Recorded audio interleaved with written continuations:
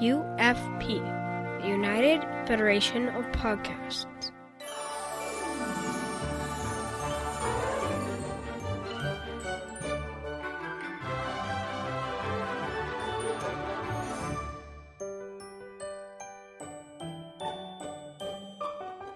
To all who listen to this happy podcast, this is Mickey's Marvels on the United Federation of Podcasts. Time out. You gotta be kidding me. You know the movie we're about to review. You're gonna put the intro out like that? I mean, that's our normal intro. Come on. You know what this movie we're reviewing is about, and you're gonna put this out and say, oh, listen to this happy podcast. Nah. All right, hold on. Man alive.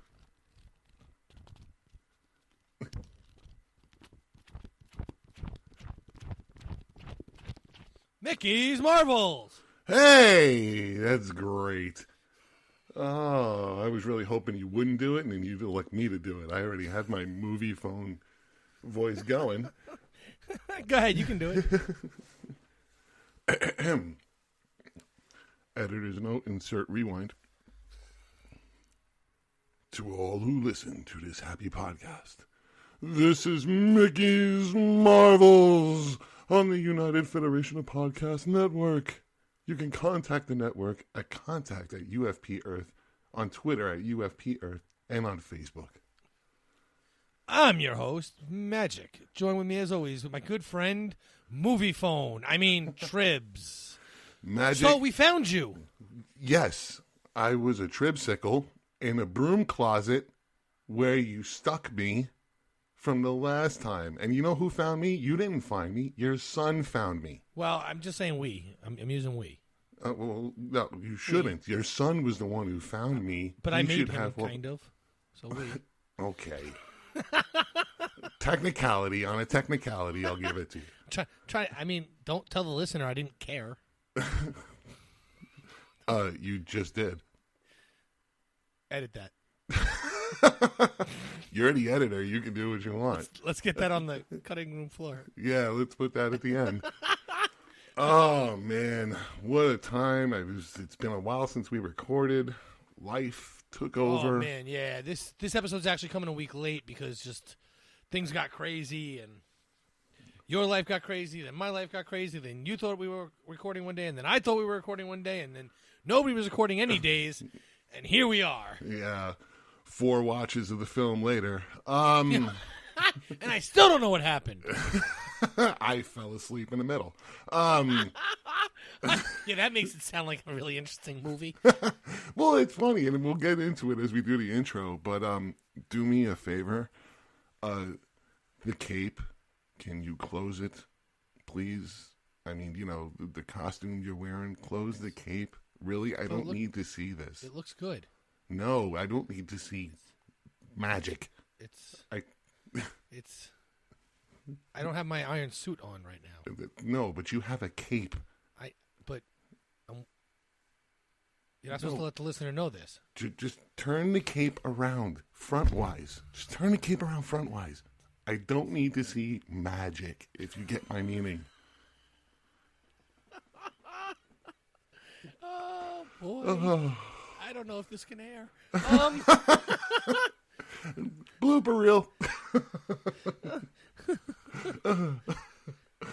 Oh, my God. You think you're a hero.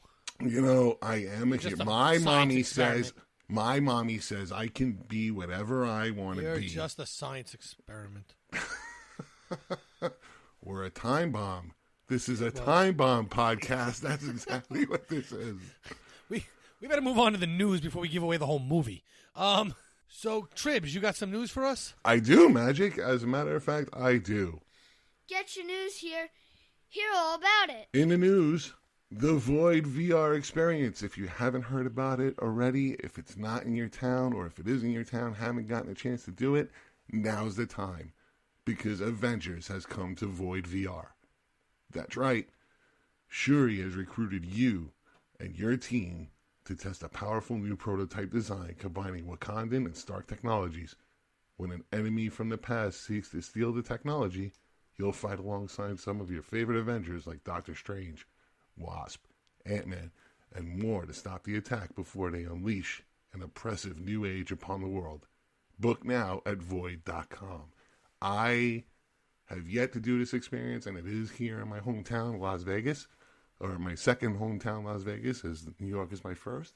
I have yet to do it. I know there are many on their list, Star Wars being one. I've done that one. And Jumanji just got added today. Jumanji, I just got the email for that. Yeah, Jumanji just got added today. So this is, I've never been, so I know you have. You went with your son on the Star Wars one. Can you elaborate what's going on? So we did it in Orlando at downtown, Disney Springs now. And so basically you go in, you put on the Oculus rig with the backpack, and when you first go in, you actually have no weapons, right? But when I look to see my son, I see another.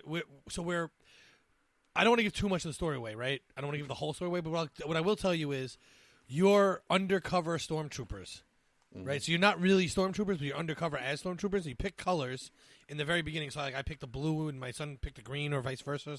No, I picked yellow, and on the arm pad, on the shoulder guard, would be whatever color you picked. So if you went in with 2, 4, 5, 6, 7 people or whatever, you would see different people and you'd know who was who by their shoulder. Okay. And so when I looked at my son, though, I don't see my son. I just see a stormtrooper with his color blue on his shoulder. And when you first go in, you look around, and they tell you can't raise the visor. I cheated. I did. It's a room with nothing. This at one point you're talking to a droid, and there actually is a droid in that area. So the Oculus knows that that's where that droid goes, but the droid doesn't do anything. But when you're watching through the Oculus, he's moving, he's talking, he's animated. It's really cool. You have to then find a gun, and they're on the wall. They're actually holstered on the wall. You have to pick up the gun to actually have a phaser, a rifle to shoot. Okay. And then you have to break a code. There's a 4-pin code or whatever. And the stormtroopers are shooting in on you because now they've realized you're not really one of them.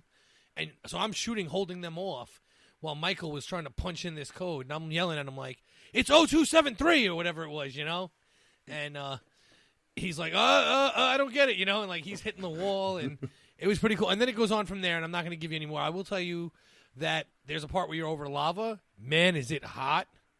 Really? And I assume that there's floor all around you, so that if you step off the bridge, you don't die a horrible death. But you don't know that with the Oculus on. You really feel like you have to walk over this bridge. So is it 4D, or is it just the Oculus that makes it feel that way? You're walking around in a maze. Okay.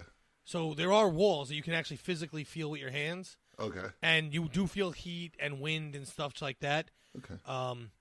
But, most of the sensation is still what you see. Okay. But it is hot. It is windy. You're in a room. You're going room to room. And I think, if I'm not mistaken, because I'm trying to keep my bearings, I think you kind of go in and out of this. I think there's 6 setups at Orlando, but you're really only going in and out of 3 or 4 rooms. Okay. But each time you round about, the program now knows you're in this part of the show. Okay. This part of the show. So. How long was it? It was 20 minutes long. Okay, because it's not very long. It's 15 to 20 minutes. Okay, because I seen on the website, if you go to the website and go to your city, and it'll tell you the times, and it looks like it's 15-minute time intervals. So yeah, but I think they have more than one running at a time anyway. Yeah, it's almost. But I think it is about a 15 to 20-minute game time. You're actually in the game.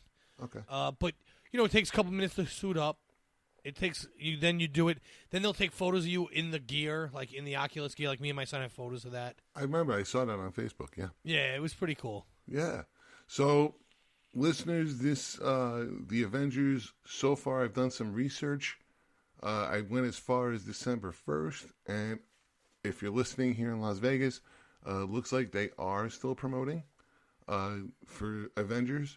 As I thought I read different. As if it was only going to be for 1 week. But it looks like they are still promoting up until December. So the next bit of news, I'll title this one, Figures Marvel Would Do This.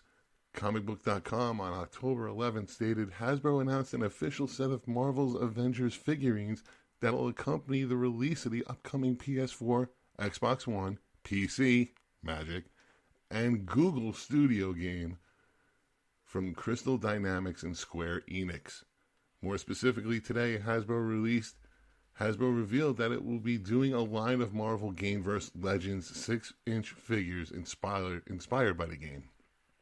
At the moment of the publishing, salient details about the figurines have not been divulged. However, we do know the release is sometime in spring 2020, presumably sometime near the release of the game in May.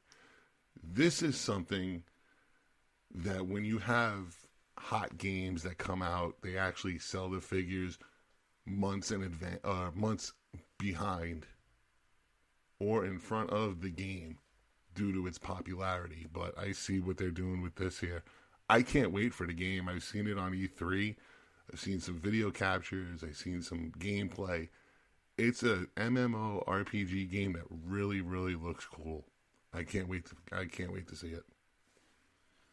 Yeah, so now, years ago, a game, City of Heroes, came out, and Marvel actually sued them over the fact that you could make Marvel characters in it. And basically that game had killed Marvel's MMO RPG. There was going to be one at the time, and it did very well, City of Heroes. But Marvel basically figured since there's one on the market, we're not going to be able to tap into that market. So we've been waiting a long time for this.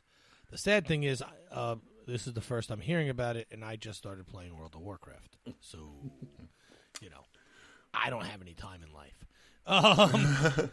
But I will have to apparently find time in life because I just built a computer and I want to play the newest game, and that's the kind of game, I believe Marvel's MMO will last.